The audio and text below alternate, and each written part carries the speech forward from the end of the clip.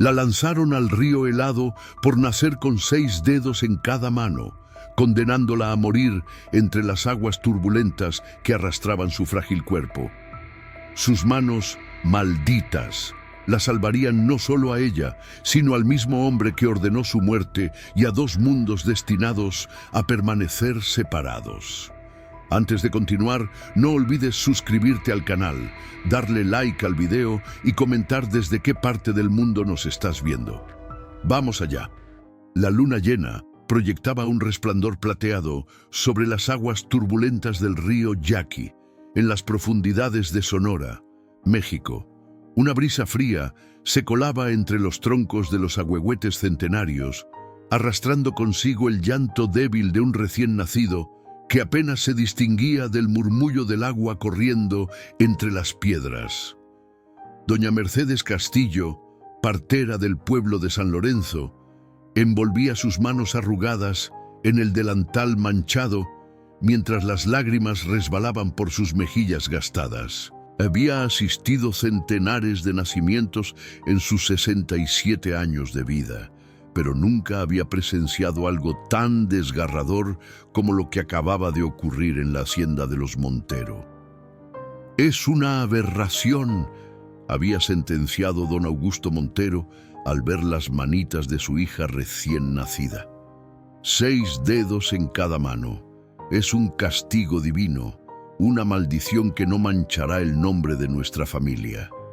Doña Carmela, la madre, aún débil por el parto, había suplicado entre sollozos que le permitieran conservar a su bebé. Pero la decisión estaba tomada.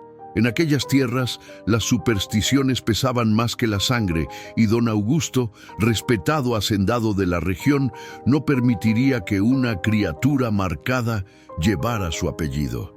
«El río decidirá su destino», había dicho con voz seca, entregando un pequeño bulto envuelto en telas blancas a uno de sus peones. «Si sobrevive, será voluntad de Dios. Si no, habremos librado a estas tierras de una maldición». La partera había corrido tras el peón, implorando misericordia, pero el hombre, temeroso de desafiar a su patrón, se había limitado a depositar con cierta delicadeza el pequeño bulto sobre una pequeña balsa improvisada con ramas, empujándola luego hacia la corriente.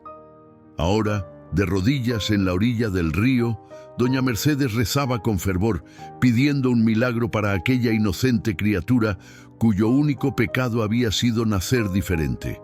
A 3 kilómetros río abajo, Iztac, conocido entre su gente como Halcón Rojo, permanecía inmóvil sobre una roca que se adentraba en el cauce. Su silueta, recortada contra el cielo nocturno, parecía parte del paisaje mismo. A sus 35 años, el guerrero yaqui había aprendido que la paciencia era tan importante como la fuerza para sobrevivir en aquellas tierras. Sus ojos oscuros, acostumbrados a descifrar la noche, seguían el movimiento de los peces que nadaban bajo la superficie. Su lanza, tallada en madera de mezquite y adornada con plumas de águila, aguardaba el momento preciso para sumergirse en el agua. 5 años habían pasado desde que la epidemia de fiebre amarilla se llevara a Yaretsi, su esposa, y a Citlali, su pequeña hija de apenas 2 veranos. Desde entonces, Iztac había elegido la soledad como compañera, alejándose del poblado para vivir en las montañas, bajando únicamente para comerciar o para momentos como este, en que la necesidad de alimento lo acercaba al río. Fue entonces cuando sus oídos captaron un sonido extraño, diferente al canto nocturno de los grillos o al roce del viento contra las hojas. Era débil, casi imperceptible, pero inconfundible para quien había sido padre, el llanto de un bebé. Iztac se irguió, olvidando por completo los peces. Sus ojos recorrieron la superficie plateada del agua, buscando el origen de aquel sonido que le apretaba el pecho con recuerdos que creía enterrados. Y entonces lo vio, un pequeño bulto que se deslizaba sobre una improvisada balsa de ramas, a punto de volcar en los rápidos que se formaban unos metros más adelante. Sin pensar, Halcón Rojo se sumergió en las frías aguas del Yaqui. La corriente era fuerte, pero sus brazos, fortalecidos por años de caza y supervivencia en la montaña, la vencieron con determinación. Alcanzó la balsa justo cuando comenzaba a disgregarse, y con un movimiento preciso tomó el bulto entre sus manos. Al emerger a la superficie, apretó contra su pecho. Lo que descubrió era un bebé envuelto en telas empapadas. Con el corazón latiendo con fuerza, nadó hasta la orilla y se arrodilló sobre la arena húmeda. Con infinito cuidado, apartó la tela mojada del rostro de la criatura.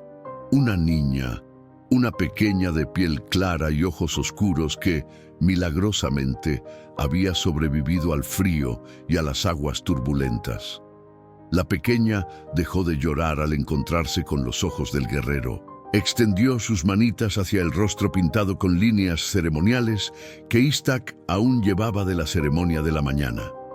Fue entonces cuando lo notó. 6 dedos en cada una de sus manos. «Mayahuel», susurró Istak, reconociendo de inmediato la señal de la antigua diosa de la curación y la fertilidad. Las manos que sanan. 5 veranos habían transcurrido desde aquella noche en que Istak rescató a Mayahuel de las aguas del río Yaqui. La pequeña, que ahora contaba con 5 años, corría descalza entre los senderos de la montaña con la agilidad de un cervatillo. Su risa cristalina resonaba entre las rocas, espantando a los pájaros que descansaban en las ramas de los mezquites. Istak la observaba desde la entrada de la cabaña, tallando con paciencia una pequeña figura de madera. Su rostro, antes marcado por la amargura, ahora se suavizaba cada vez que sus ojos se posaban en la niña. Mayahuel había traído de vuelta a su corazón algo que creía perdido para siempre: la capacidad de amar.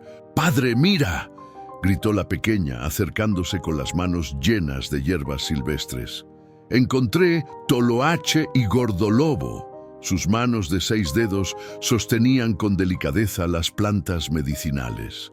Desde muy temprana edad, Mayahuel había mostrado una capacidad asombrosa para identificar hierbas curativas, como si las plantas le susurraran sus secretos. «Muy bien, pequeña», respondió Istak, examinando el hallazgo. «El toloache es poderoso, pero peligroso en manos inexpertas. Recuerda lo que te ha enseñado Xochitl». Mayahuel asintió con seriedad. 2 veces por semana bajaban al poblado para que la anciana curandera le transmitiera sus conocimientos. A pesar de su corta edad, la niña absorbía las enseñanzas con una rapidez que asombraba incluso a la sabia Xochitl. «¿Iremos hoy a ver a la abuela?», preguntó la niña dejando las plantas en una cesta. «Sí», respondió Istak, «pero antes debemos hablar». La seriedad en la voz de su padre adoptivo hizo que Mayahuel se sentara a su lado, con las piernas cruzadas y la espalda recta, imitando la postura que Istak adoptaba durante sus meditaciones. «Hoy cumples 5 veranos, Mayahuel», comenzó él. «Es tiempo de que conozcas parte de tu historia». Los ojos oscuros de la niña brillaron con curiosidad. Siempre había sabido que era diferente, no solo por sus manos, sino porque, a diferencia de los otros niños del poblado, ella vivía en la montaña alejada de todos, solo con su padre. «¿Me contarás sobre mi madre?», preguntó con voz pequeña. Istak respiró profundamente antes de responder. «Te contaré cómo llegaste a mi vida», dijo finalmente. «Hace 5 veranos, durante una noche de luna llena, te encontré en el río. Alguien te había abandonado porque naciste con manos especiales». Mayahuel miró sus manos de 6 dedos, abriéndolas y cerrándolas lentamente. «¿Por qué alguien me abandonaría por esto?», preguntó con inocencia. Porque hay personas que temen lo que no comprenden, respondió Iztak, acariciándole el cabello. Pero entre nuestro pueblo, tus manos son una señal sagrada. Llevas la marca de Mayagüel, la diosa de la curación. Es un don, no una maldición. La niña guardó silencio, procesando las palabras. Finalmente preguntó, ¿entonces no soy tu hija verdadera? Iztak tomó las pequeñas manos de Mayagüel entre las suyas, ásperas y curtidas por el trabajo. Eres mi hija en el corazón, Mayagüel, y eso es más verdadero que la sangre. La niña sonrió, conforme con la respuesta, y se lanzó a los brazos de su padre. Iztak la abrazó con fuerza, agradeciendo silenciosamente a los espíritus por haberla puesto en su camino. Más tarde ese día, mientras descendían hacia el poblado, Iztak notó algo inusual. Había más movimiento del habitual y un grupo de jinetes a caballo se acercaba por el camino principal. «Espera aquí», ordenó a Mayagüel, indicándole que se ocultara tras unos arbustos. La niña obedeció, intrigada. Desde su escondite, observó cómo su padre se acercaba con cautela al grupo de hombres. Eran 5, vestidos con ropas finas y sombreros anchos. Uno de ellos, el más viejo, tenía un rostro que le resultaba vagamente familiar, aunque estaba segura de no haberlo visto nunca. «Don Augusto Montero», escuchó decir a uno de los jinetes. «El señor de estas tierras ha regresado de la capital». Un escalofrío recorrió la espalda de Mayagüel sin entender por qué. Lo que no sabía era que el hombre que acababa de llegar era el mismo que, 5 años atrás, había ordenado arrojarla al río. Iztak se mantuvo firme ante la comitiva de don Augusto, con el rostro impasible, aunque su corazón latía con fuerza.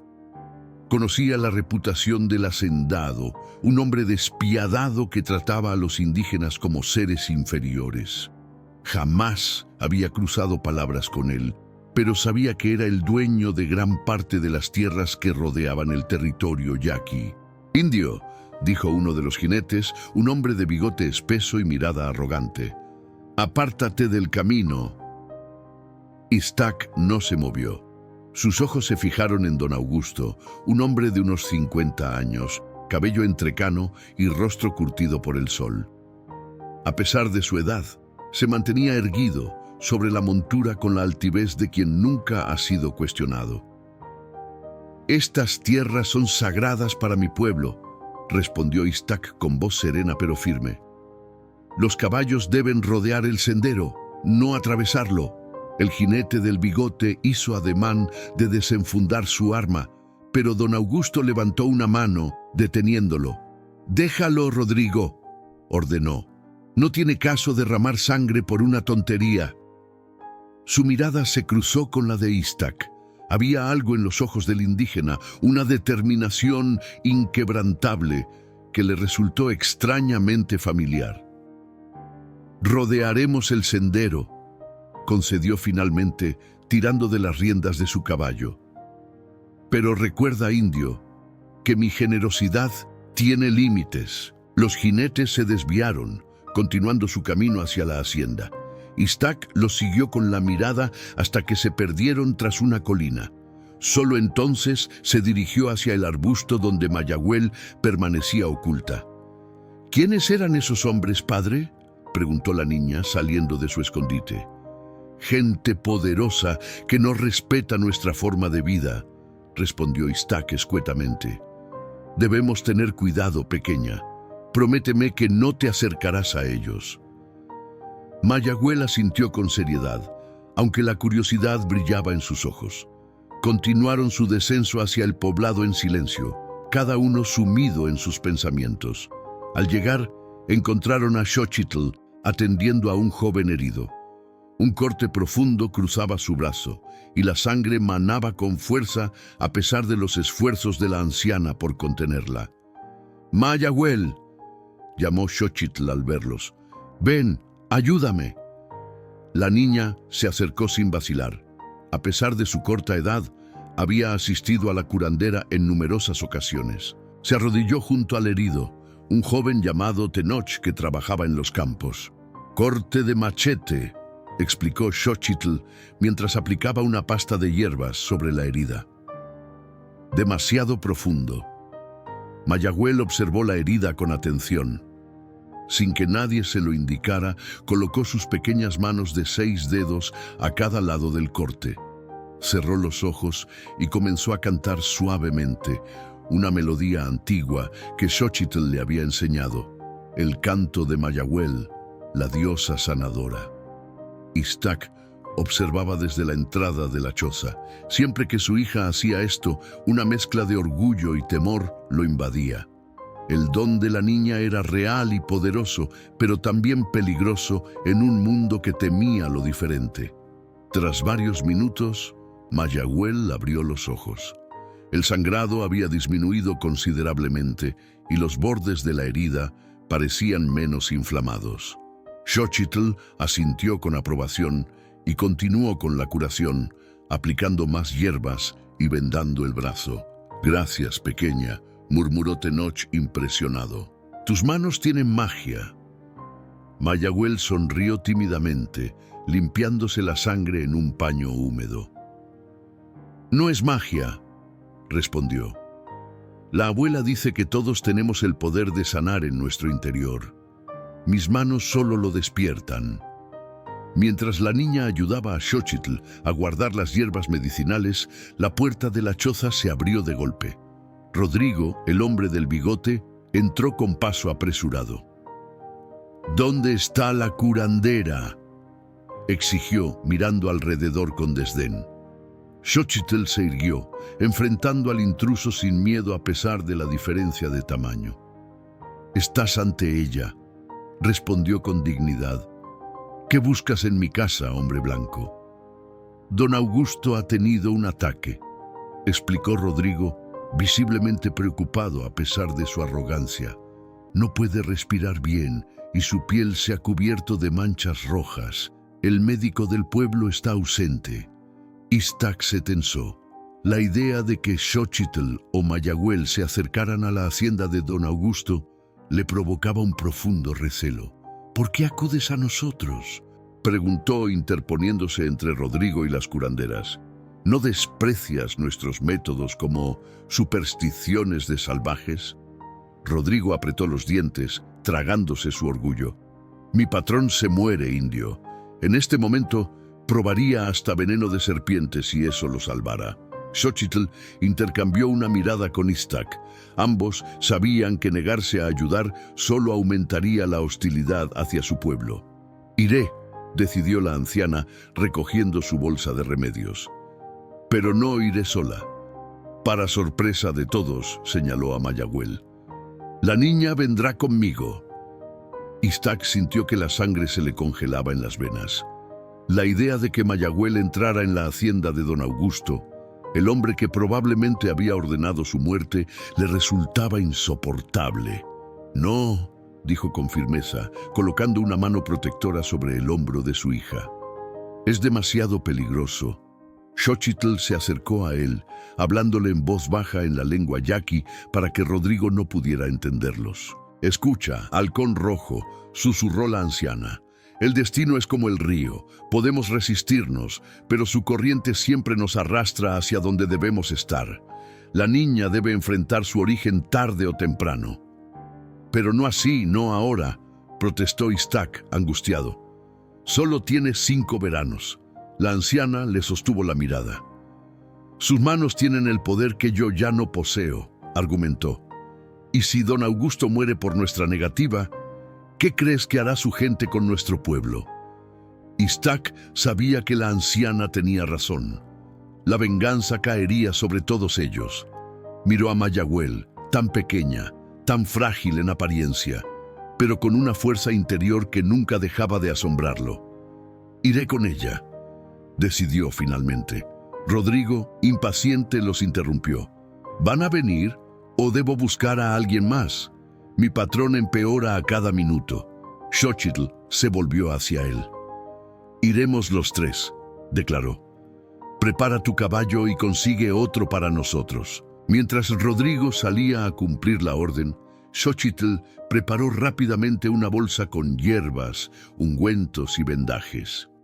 Iztac, por su parte, se arrodilló frente a Mayagüel para mirarla a los ojos. «Escucha, pequeña», dijo con voz suave pero seria. «Vamos a un lugar donde quizás no nos reciban bien. Pase lo que pase, no te separes de mí ni de Xochitl. Y recuerda que tus manos son un don, no importa lo que otros digan». La niña asintió, solemne. A pesar de su corta edad, Mayagüel siempre había mostrado una madurez que sorprendía a todos. «No tengo miedo, padre», respondió, apretando la mano de Iztac con sus pequeños dedos. «La abuela dice que sanar no es solo para quienes lo merecen, sino para quienes lo necesitan». El guerrero sintió una mezcla de orgullo y tristeza. Su hija ya comprendía verdades que muchos adultos jamás llegarían a entender. Montaron en un caballo que Rodrigo había conseguido, con Mayagüel en medio, protegida por los brazos de Iztac. El camino hacia la hacienda El Naranjo, propiedad de los Montero, discurría entre campos cultivados y lomas cubiertas de cactus y mezquites.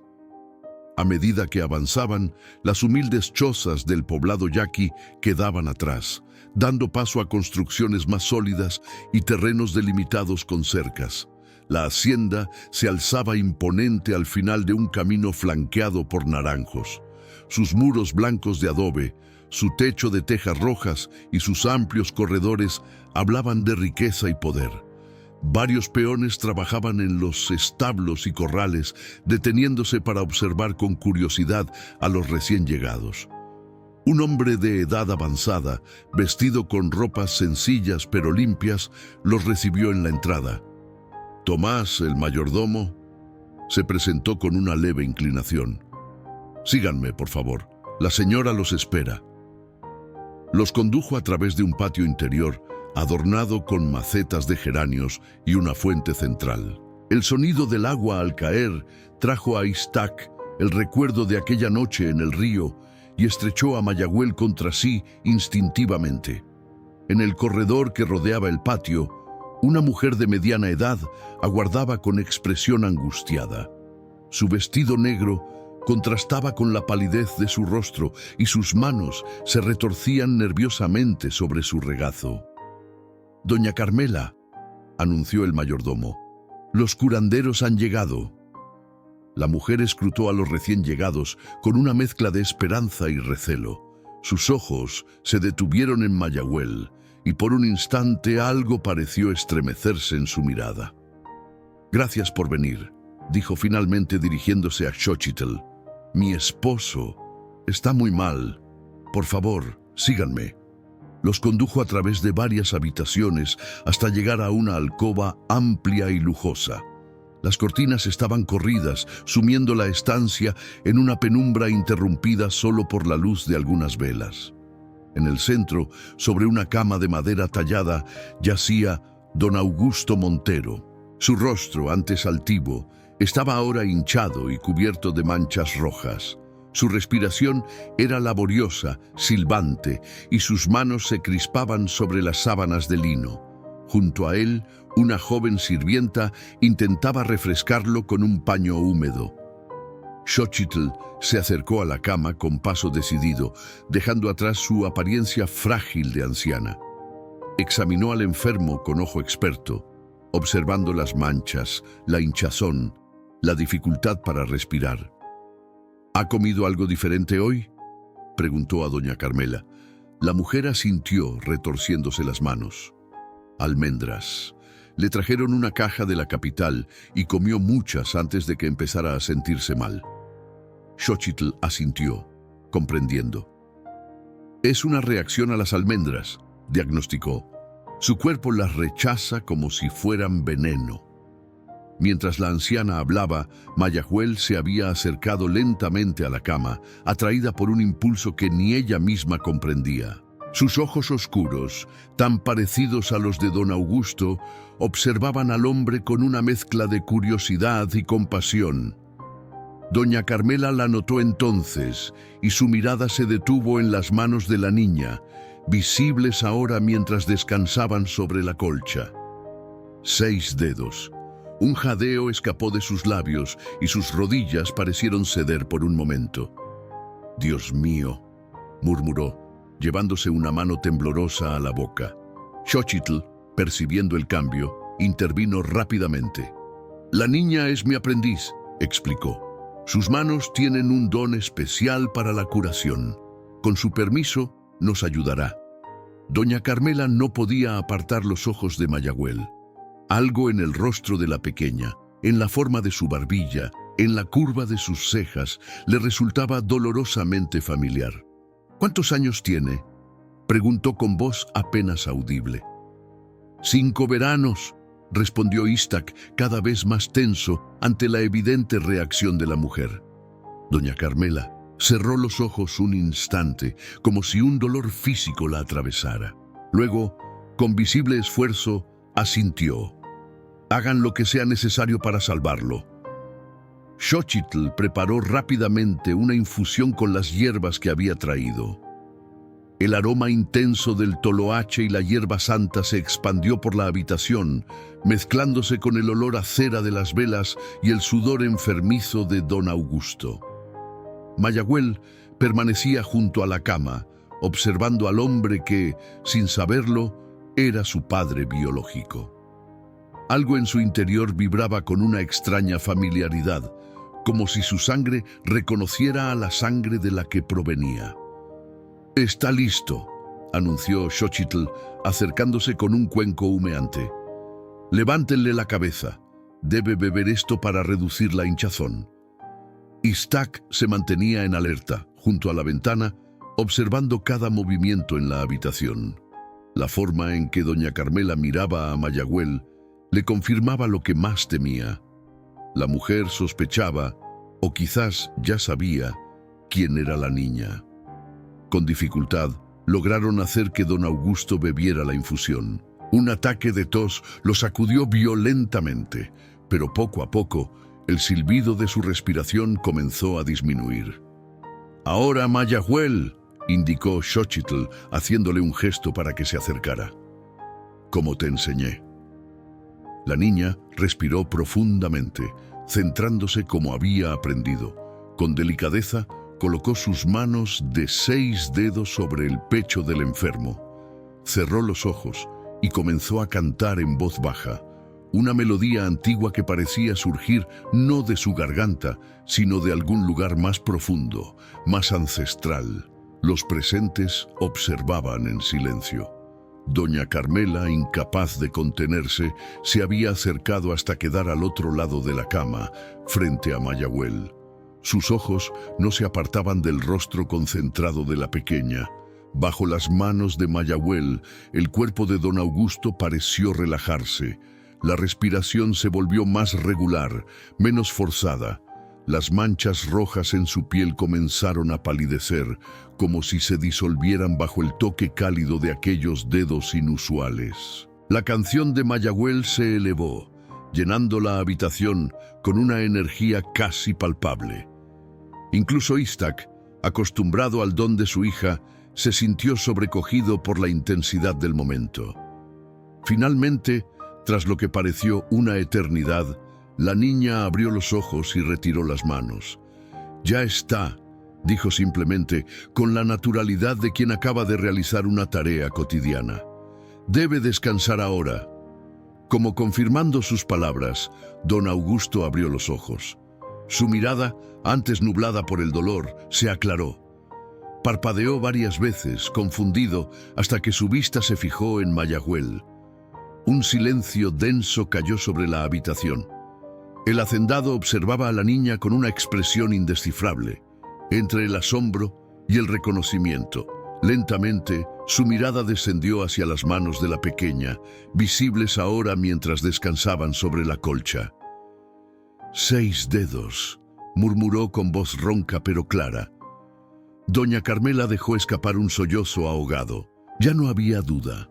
La niña que habían arrojado al río, la hija que habían creído muerta, estaba viva y acababa de salvar la vida del hombre que ordenó su abandono.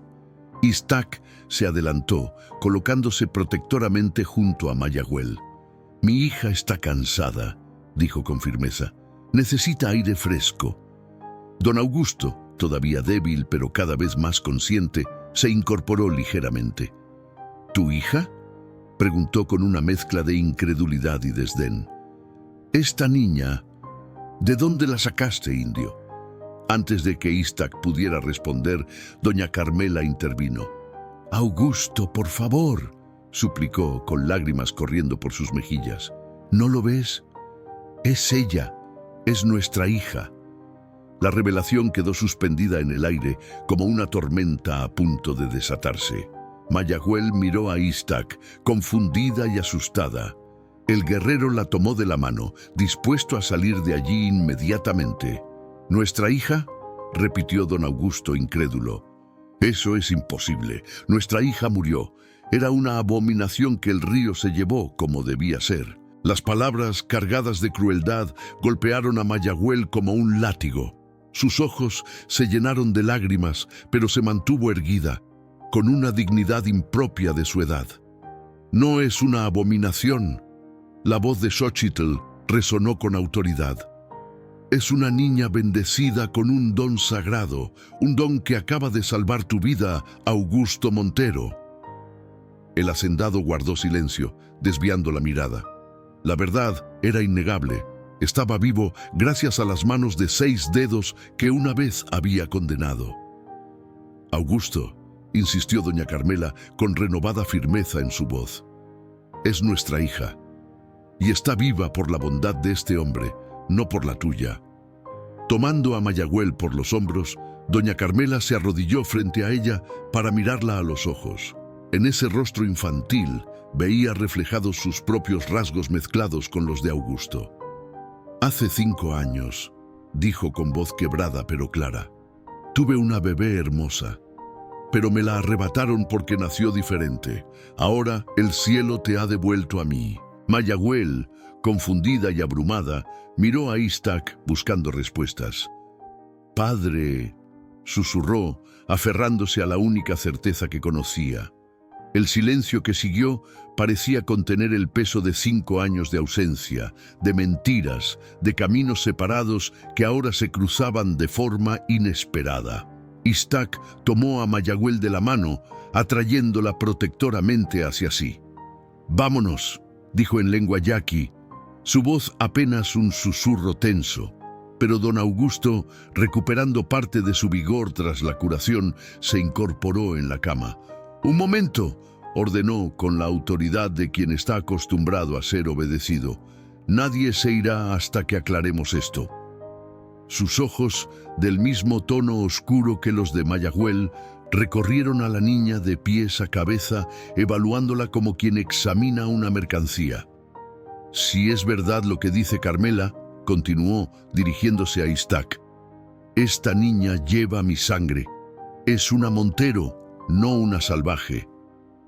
Ishtak apretó la mandíbula, conteniendo la furia que crecía en su interior. «Esta niña», respondió con voz controlada pero cargada de emoción, «tiene nombre. Se llama Mayagüel, que significa la que sana con las manos.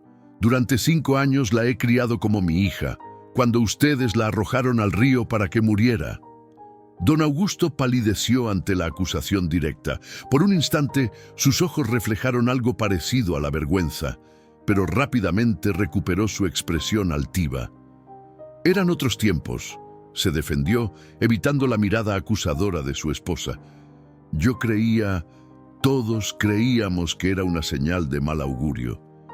Doña Carmela se levantó, enfrentando a su esposo con una determinación que nadie en esa habitación le había visto antes. «Tú creías, Augusto», corrigió con amargura. «Yo nunca lo hice. Te supliqué que me dejaras conservarla, pero no me escuchaste.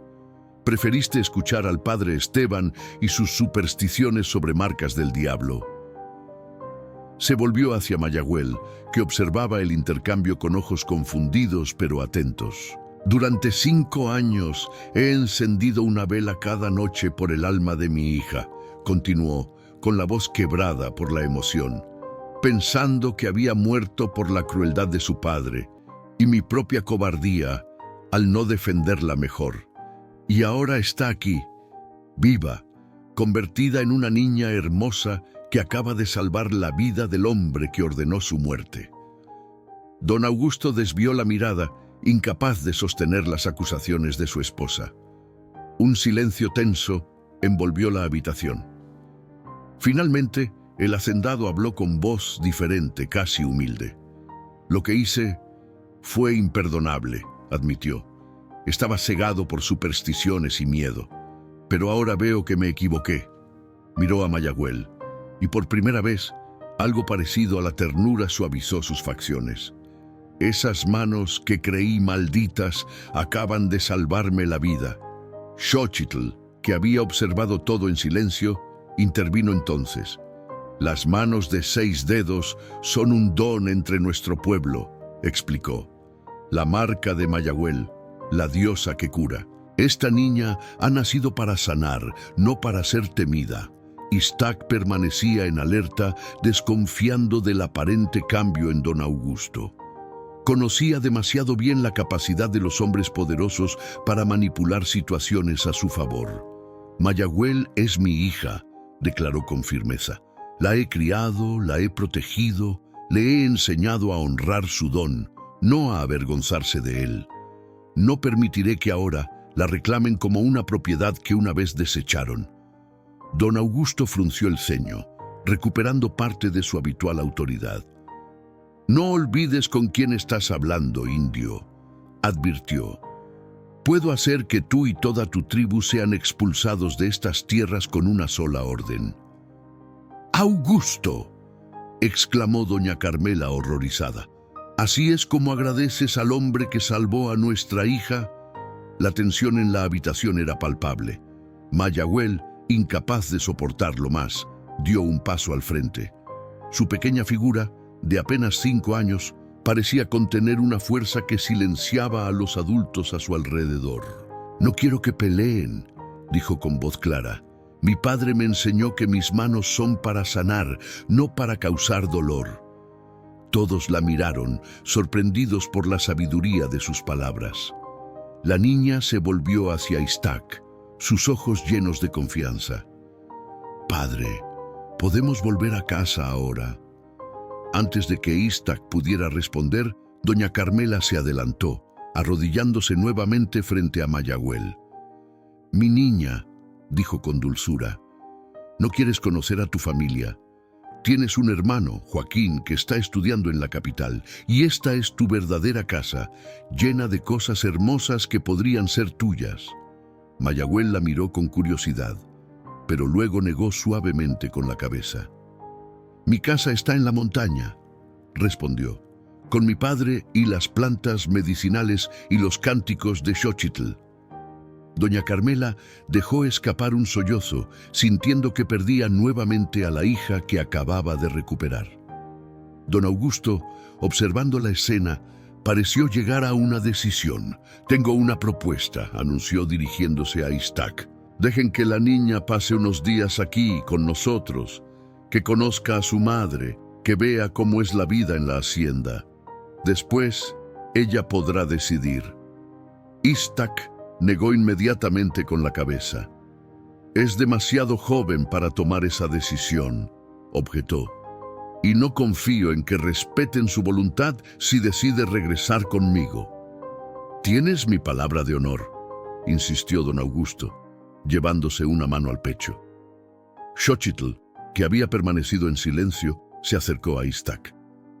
«Quizás deberíamos considerar la propuesta», sugirió en voz baja, hablando en yaqui. «Negar a Mayagüel la oportunidad de conocer a su madre biológica podría crear un resentimiento que crecería con los años». Iztac miró a la anciana, luego a Mayagüel y finalmente a doña Carmela, cuyo rostro suplicante reflejaba años de dolor contenido. Una semana había transcurrido desde aquel encuentro que lo cambió todo. Iztac, tras mucha reflexión y la sabia insistencia de Xochitl, había aceptado que Mayagüel pasara 7 días en la hacienda El Naranjo bajo la condición de que él pudiera visitarla diariamente. La cabaña en la montaña se sentía dolorosamente vacía sin la presencia de la niña. Cada amanecer, Iztac despertaba sobresaltado, buscándola instintivamente antes de recordar dónde estaba. El silencio que antes apreciaba ahora le resultaba insoportable, lleno de ecos de una risa infantil ausente. Mientras tanto, en la hacienda, Mayagüel vivía una experiencia completamente nueva. Doña Carmela, ansiosa por recuperar el tiempo perdido, la había colmado de atenciones. Le había confeccionado vestidos de fina tela, le había mostrado los jardines llenos de flores exóticas, le había enseñado a montar a caballo en una yegua mansa especialmente elegida para ella. La niña observaba todo con curiosidad, pero sin dejarse deslumbrar. Las comodidades de la hacienda contrastaban con la sencillez de su vida en la montaña, pero Mayagüel había sido criada para valorar lo esencial: el conocimiento de las plantas, el respeto por los animales, la conexión con la naturaleza. ¿Te gusta tu habitación?, preguntó doña Carmela una tarde, mientras cepillaba el largo cabello negro de su hija, sentadas frente al espejo de un tocador labrado. Mayagüel asintió educadamente. La habitación, con su cama de dosel, cortinas de encaje y juguetes traídos de la capital, era hermosa sin duda. Pero en las noches extrañaba el techo de palma de la cabaña, a través del cual podía ver las estrellas. «Es muy bonita», respondió, «pero extraño a mi padre». El rostro de doña Carmela se tensó ligeramente, pero se esforzó por mantener una sonrisa. «Vendrá a verte esta tarde, como cada día», la tranquilizó. «Mientras tanto, ¿qué te parece si preparamos unas galletas? La cocinera me ha enseñado una receta nueva». Mayagüel sonrió, agradecida por la distracción. A pesar de todo, había desarrollado cierto afecto por esta mujer de ojos tristes y manos suaves. Doña Carmela era paciente y cariñosa, tan diferente de don Augusto que seguía observándola con una mezcla de fascinación y recelo. En la cocina, mientras mezclaban harina y mantequilla, doña Carmela observó las manos de 6 dedos de Mayagüel trabajando con destreza. «¿Te molesta?», preguntó la niña de repente, notando su mirada. Doña Carmela negó con la cabeza, conmovida por la pregunta. «No, mi niña», respondió con sinceridad, «nunca me molestó. Cuando naciste, pensé que eran hermosas, diferentes, especiales. Padre dice que son un regalo de Mayagüel, la diosa que cura», comentó la pequeña amasando con concentración. «Tu padre», comenzó doña Carmela dudando. «Iztac te ha criado bien, te ha enseñado a no avergonzarte de quién eres». Un silencio reflexivo se instaló entre ellas, roto solo por el sonido de la masa al ser trabajada. Finalmente, Mayagüel hizo la pregunta que llevaba días rondando su mente.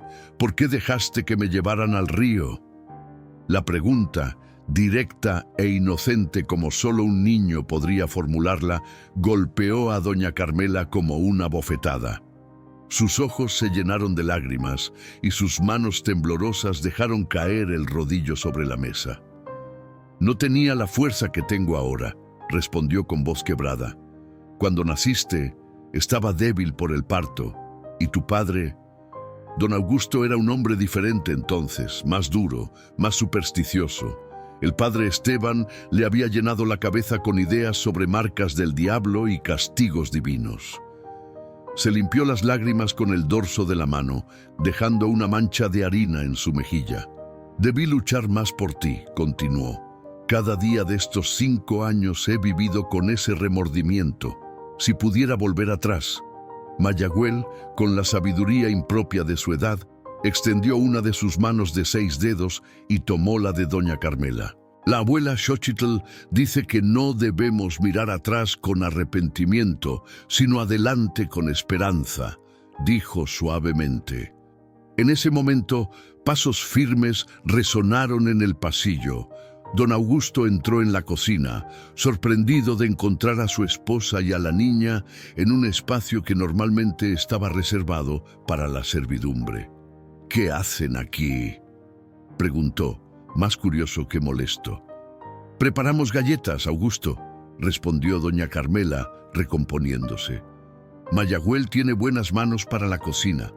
Don Augusto observó la escena con una expresión indescifrable. Durante esos días, había mantenido las distancias con la niña, como si no supiera exactamente cómo tratarla. Pero algo había cambiado en él desde que aquellas manos de 6 dedos le salvaron la vida. «Me gustaría hablar con Mayagüel», dijo finalmente. «A solas». Doña Carmela dudó, pero finalmente asintió, no sin antes darle un beso en la frente a la niña. «Estaré en el jardín si me necesitas», le susurró. Cuando quedaron solos, don Augusto se sentó en un banco, indicando a Mayagüel que hiciera lo mismo. Por primera vez parecía inseguro, casi vulnerable. «Tu padre vendrá pronto», comenzó, refiriéndose a Iztac. «Y me gustaría que supieras algo antes de que llegue». Mayagüel lo miró expectante, sin temor, pero con cautela. «Lo que hice hace 5 años fue imperdonable», continuó el hacendado. «Estaba equivocado y fui cruel. No espero que me perdones, ni que me llames padre. Sé que ese título lo ha ganado el hombre que te salvó y te crió». Hizo una pausa, como si las palabras le costaran un esfuerzo físico. «Pero quiero que sepas que esta es también tu casa y que estoy orgulloso de la niña en que te has convertido, a pesar de mí, no gracias a mí». La tarde caía sobre la hacienda El Naranjo cuando Iztac cruzó el portal principal. Los 7 días acordados habían transcurrido y era el momento de la decisión. El guerrero yaqui caminaba con la espalda recta y la mirada firme, pero su corazón latía acelerado. Durante cada visita diaria, había notado pequeños cambios en Mayagüel. Un listón nuevo en el cabello, palabras en español que antes no utilizaba, la fascinación por los libros ilustrados que doña Carmela le leía cada noche. En el patio central lo esperaban los Montero y Mayagüel. La niña corrió hacia él en cuanto lo vio, y el corazón de Iztac se encogió de alivio al comprobar que al menos ese impulso no había cambiado. «Padre», exclamó ella, abrazándose a sus piernas. Iztac se arrodilló para quedar a su altura y la estrechó con fuerza, inhalando el aroma de su cabello, ahora mezclado con fragancias de jabones finos que no reconocía. «Te he extrañado, pequeña», murmuró en lengua yaqui. «Y yo a ti», respondió ella en el mismo idioma, para alivio de Iztac. «¿Viniste por mí?». La pregunta quedó suspendida en el aire. Todos sabían que era el día decisivo, pero nadie se atrevía a mencionarlo directamente. Don Augusto y doña Carmela se acercaron, manteniendo una distancia respetuosa. «Bienvenido, Iztac», saludó doña Carmela, con una cordialidad que contrastaba con la tensión del momento. Mayagüel nos estaba mostrando cómo prepara cataplasmas de hierba santa. Es asombrosa su memoria para las propiedades medicinales. Iztac asintió, no sin cierto orgullo. A pesar de las comodidades de la hacienda, Mayagüel no había olvidado las enseñanzas de Xochitl. Don Augusto, más reservado pero notablemente cambiado desde su enfermedad, los invitó a pasar al salón principal. Era una estancia amplia y fresca, con muebles traídos de Europa y paredes adornadas con pinturas religiosas. «Tomás», llamó al mayordomo, «por favor, trae refresco de Jamaica y algo de comer para nuestro invitado». Istak percibió el esfuerzo del hacendado por tratarlo con dignidad. Era un cambio significativo en el hombre que una semana atrás lo había llamado indio con desprecio. Una vez servidos los refrescos y con Mayagüel entretenida mostrando a Istak un libro de plantas que doña Carmela le había regalado, don Augusto carraspeó para llamar la atención. «Bien», comenzó, con voz grave pero sin arrogancia. «Han pasado los 7 días acordados. Es momento de decidir». Istak sintió que Mayagüel se tensaba ligeramente a su lado. La niña cerró el libro y levantó la mirada, mucho más seria de lo que un rostro de 5 años debería ser. «He estado pensando mucho», dijo don Augusto, sorprendiendo a todos al dirigirse primero a la niña y no a los adultos. «Mayagüel, estos días me has enseñado más de lo que he aprendido en muchos años. Me has mostrado que la compasión puede existir incluso hacia quienes no la merecen». Hizo una pausa, como si buscara las palabras adecuadas. «No sería justo pedirte que elijas entre nosotros. Eres demasiado joven para cargar con esa responsabilidad, y tampoco sería justo separarte del hombre que te ha criado con amor y sabiduría». Doña Carmela lo miró con sorpresa. Claramente, no esperaba esa postura de su marido, conocido por su inflexibilidad. «Por eso», continuó don Augusto, «tengo una propuesta diferente». Todos en la habitación guardaron silencio, expectantes. «Hemos notado que Mayagüel tiene un don extraordinario para la medicina», explicó. «Un don que no debe limitarse a un solo mundo, sea el nuestro o el de los yaquis. Propongo que construyamos una casa de sanación en la frontera entre nuestras tierras y el territorio yaqui.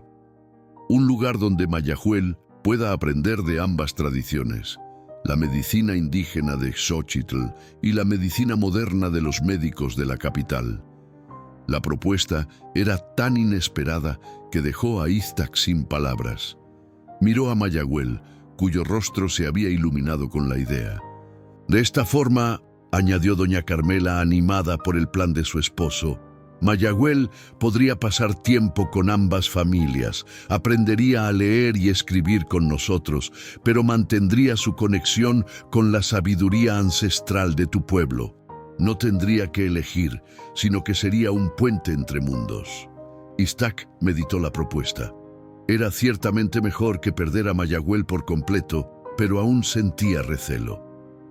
«¿Y quién tendría la última palabra sobre su educación?», preguntó con cautela.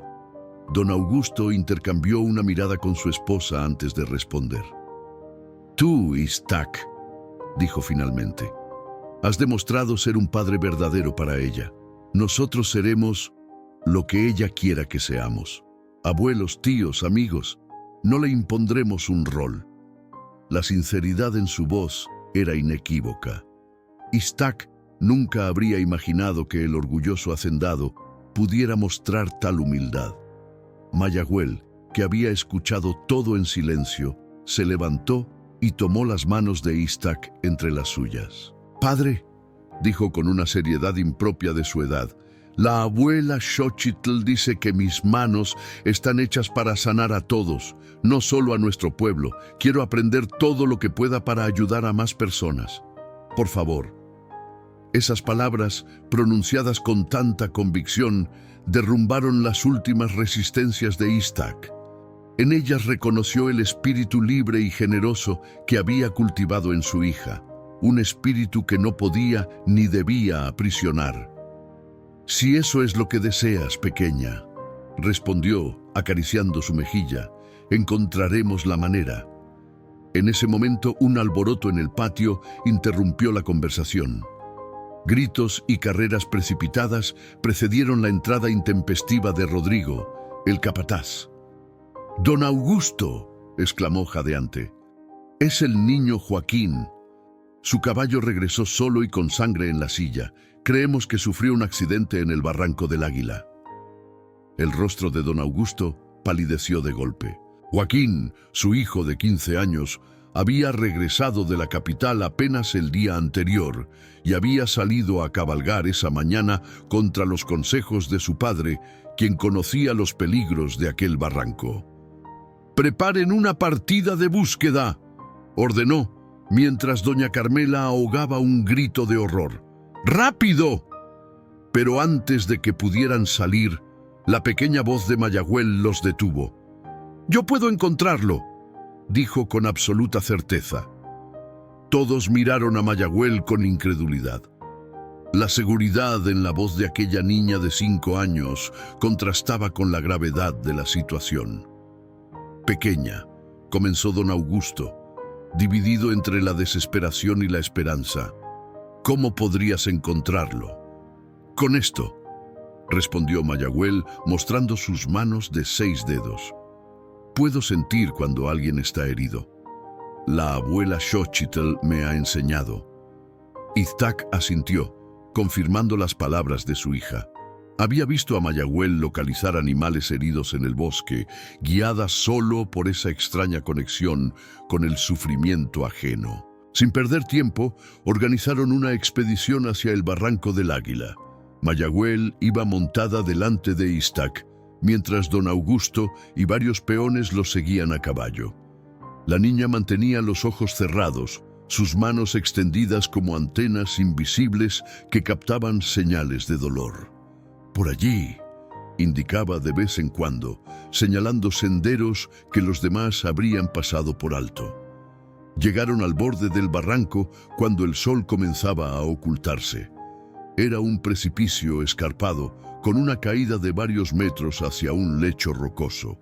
Mayagüel se detuvo, concentrada. «Está abajo», anunció, señalando un punto específico entre la maleza y las rocas. «Vive, pero su luz se debilita».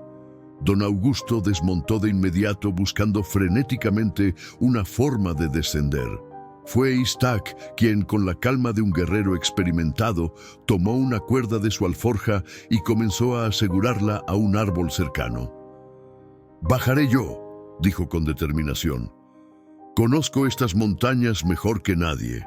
Pero Mayagüel tiró de su poncho. «Debo ir contigo, padre», insistió. «Lo siento débil, necesitará mis manos». Tras un breve debate, decidieron que Iztac bajaría con Mayagüel asegurada a su espalda. El descenso fue lento y peligroso, pero finalmente alcanzaron el fondo del barranco. Allí, entre unas rocas, encontraron a Joaquín Montero. El joven yacía inmóvil, con una pierna en un ángulo imposible y sangre manando de una herida en la cabeza. Iztac comprobó su pulso, débil, pero presente. Mayagüel se arrodilló junto a él, colocando sus manos de 6 dedos sobre la frente del muchacho. «Hermano», susurró, reconociendo instintivamente el vínculo que los unía. Cerró los ojos y comenzó a cantar suavemente, el mismo cántico que había usado para sanar a don Augusto. Sus pequeñas manos irradiaban un calor que Iztac podía sentir incluso a distancia. Lentamente, la respiración de Joaquín se volvió más regular y sus párpados comenzaron a temblar. Con la ayuda de los peones, lograron subir al herido. Don Augusto, al ver a su hijo abrir los ojos, se desplomó de rodillas, sobrecogido por una emoción que no pudo contener. «Mi hijo», murmuró, abrazando a Joaquín con cuidado. «Y mi hija», añadió, mirando a Mayagüel con una gratitud que trascendía las palabras. Esa noche, mientras los médicos atendían a Joaquín en la hacienda, don Augusto tomó una decisión que cambiaría para siempre el destino de ambas familias. «No esperaremos más», anunció a Iztac. «Mañana mismo comenzaremos a construir la casa de sanación, y no será solo para Mayagüel, sino para todos los que necesiten ayuda, independientemente de su origen o condición». 10 años después, en la frontera entre las tierras de los Montero y el territorio yaqui, se alzaba un edificio de 2 plantas construido con piedra y madera. Su arquitectura combinaba elementos españoles e indígenas, arcos de medio punto junto a símbolos tradicionales yaquis tallados en las vigas. Un letrero sencillo lo identificaba: Casa de Sanación Mayagüel. En el jardín interior, una joven de 15 años, con manos de 6 dedos, enseñaba a un grupo de niños, algunos hijos de hacendados, otros de familias yaquis, las propiedades de las plantas medicinales. Su rostro, que combinaba la belleza delicada de doña Carmela con la fuerza serena de su pueblo adoptivo, irradiaba una sabiduría que iba más allá de su edad. Las plantas no distinguen entre ricos y pobres, entre indígenas y europeos, explicaba Mayagüel, mostrando las hojas de una hierba silvestre. Sus propiedades curativas están disponibles para todos los que sepan reconocerlas y respetarlas. Desde el corredor, Iztac observaba con orgullo a su hija. A su lado, don Augusto, ahora con el cabello completamente cano, asentía en silencio. Las viejas heridas habían cicatrizado, aunque las cicatrices permanecían como recordatorios de un pasado que ninguno olvidaba, pero que todos habían aprendido a trascender. «Tu hija», dijo el anciano hacendado, enfatizando el posesivo con respeto, «ha logrado lo que ni tú ni yo hubiéramos conseguido solos. Ha unido mundos que parecían destinados a permanecer separados». Iztac asintió, mientras contemplaba cómo las manos de 6 dedos de Mayagüel, aquellas manos que una vez fueron consideradas una maldición, ahora se movían con gracia, enseñando, curando, construyendo puentes entre culturas que comenzaban a reconocer la sabiduría que cada una podía ofrecer a la otra. «No fueron sus manos las que unieron estos mundos», respondió Iztac con serenidad, «sino su corazón, que siempre supo ver más allá de las apariencias y los miedos. Sus manos solo fueron el instrumento de un espíritu que nunca conoció fronteras». Y mientras el sol de Sonora se ocultaba tras las montañas, sus rayos dorados iluminaban por igual la casa de sanación, la hacienda y el poblado yaqui, como una promesa de que incluso las diferencias más profundas pueden transformarse en fortalezas cuando se miran a través de los ojos del amor y la comprensión.